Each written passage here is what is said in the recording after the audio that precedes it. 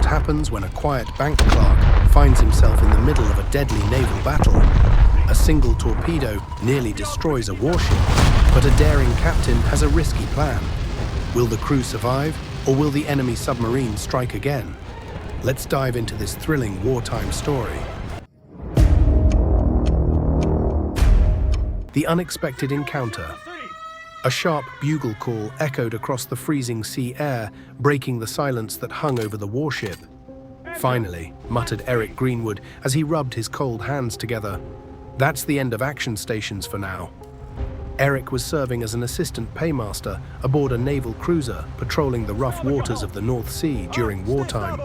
At that moment, he was stationed high above the deck in a small observation platform near the top of the ship's mast. The cramped position, perched almost 90 feet above the sea, played an important role during battle. From there, officers could observe distant targets and help direct the ship's guns. As Eric prepared to climb down, Lieutenant Vickers gave him a warning. "Take care on the way down," he said. "The rigging is covered in ice." Eric nodded. Unlike many naval officers who had spent years training at sea, he had lived a very different life before the war. Only a short time earlier, he had worked quietly in a bank in a small town.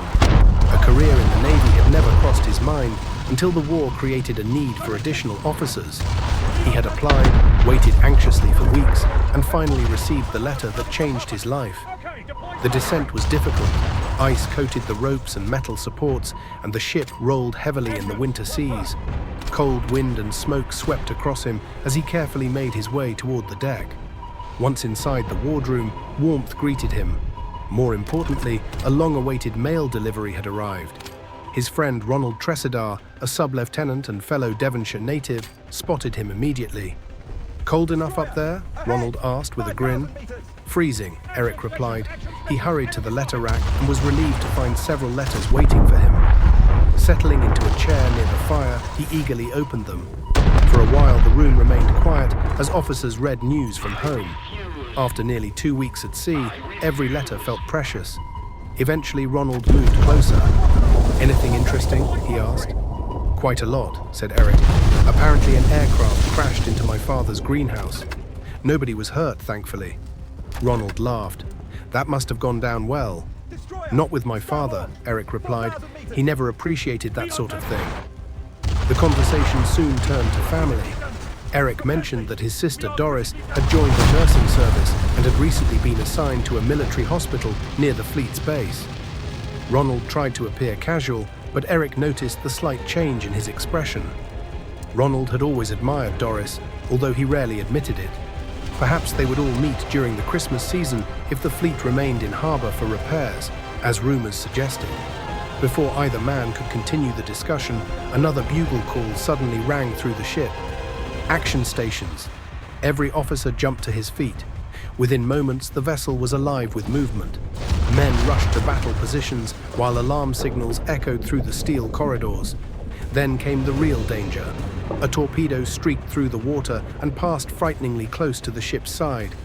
The officer of the watch had reacted instantly, ordering a hard turn that likely saved the cruiser from destruction.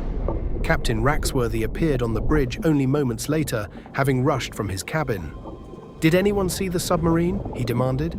"No, sir," replied the watch officer. "The torpedo appeared without warning. Most ships would have immediately increased speed and left the area. But Captain Raxworthy had another idea. "Slow down," he ordered. The command surprised many of the crew. The cruiser gradually lost speed until it appeared helpless in the water.